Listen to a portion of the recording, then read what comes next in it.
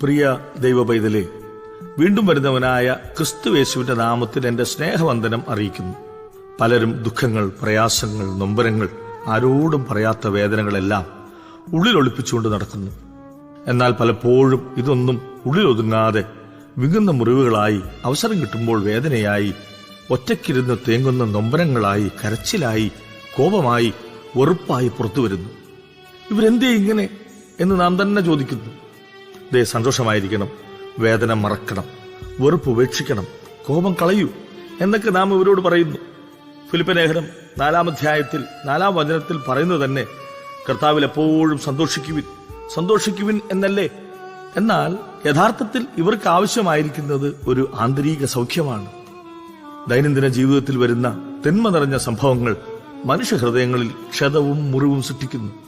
എന്നാൽ ഇവരെ കണ്ടാൽ പ്രത്യക്ഷമായി കാര്യമായ പ്രശ്നങ്ങളുള്ളവരായി തോന്നുകയില്ലെങ്കിലും അകമേ നീറിപ്പുകയുന്ന സംഭവങ്ങൾ അവരെ കാർന്നു തിന്നുകൊണ്ടേയിരിക്കും.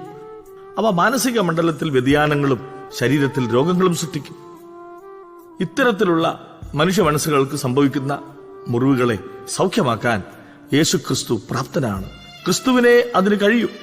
സങ്കീർത്തനം 147-ാം അധ്യായം 3-ാം തിരുവചനത്തിൽ ഇങ്ങനെ പറയുന്നു: മനം തകർന്നവരെ അവൻ സൗഖ്യമാക്കുകയും അവരുടെ മുറിവുകളെ കെട്ടുകയും ചെയ്യുന്നു. പഴുത്ത് വ്രണമായി ദുർഗന്ധം വമിക്കുന്ന, ചോരയൊലിക്കുന്ന, മുറിവേറ്റു തകർന്ന ഹൃദയങ്ങളെ സൗഖ്യമാക്കി യേശുവിന്റെ തിരക്തത്താൽ കഴുകി, യേശുവിന്റെ പങ്കിടുന്ന, വിഭജിക്കുന്ന, മരിക്കുന്ന സ്നേഹത്താൽ നിറയ്ക്കുന്ന അതിശ്രേഷ്ഠമായ ശുശ്രൂഷയിലേക്ക് നാനാജാതി മതസ്ഥരായ വർണ്ണവർഗ വിവേചനമില്ലാതെ എല്ലാ ദൈവമക്കളെയും മാനവരാശിയുടെ നിത്യരക്ഷയ്ക്കായി കാൽവരിക്കുരിശിൽ ജീവൻ സമർപ്പിച്ച ക്രിസ്തുയേശുവിന്റെ നാമത്തിൽ ഈ ആന്തരിക സൗഖ്യധാനത്തിലേക്ക് സ്വാഗതം ചെയ്യുന്നു. ഹൃദയം തകർന്നൊരു നാൾ യേശുവേ നിന്നെ വിളിച്ചു, കരുത്തേകും നിൻ കരമെൻ തോളിൽ പതിച്ചു, ദുഃഖം മറഞ്ഞു എൻ മിഴികൾ നിറഞ്ഞൊഴുകി.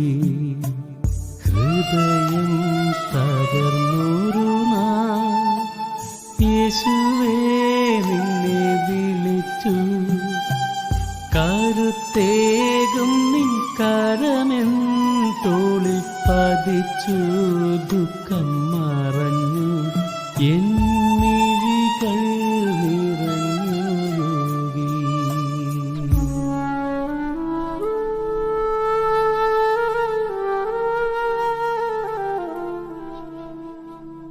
God bless you.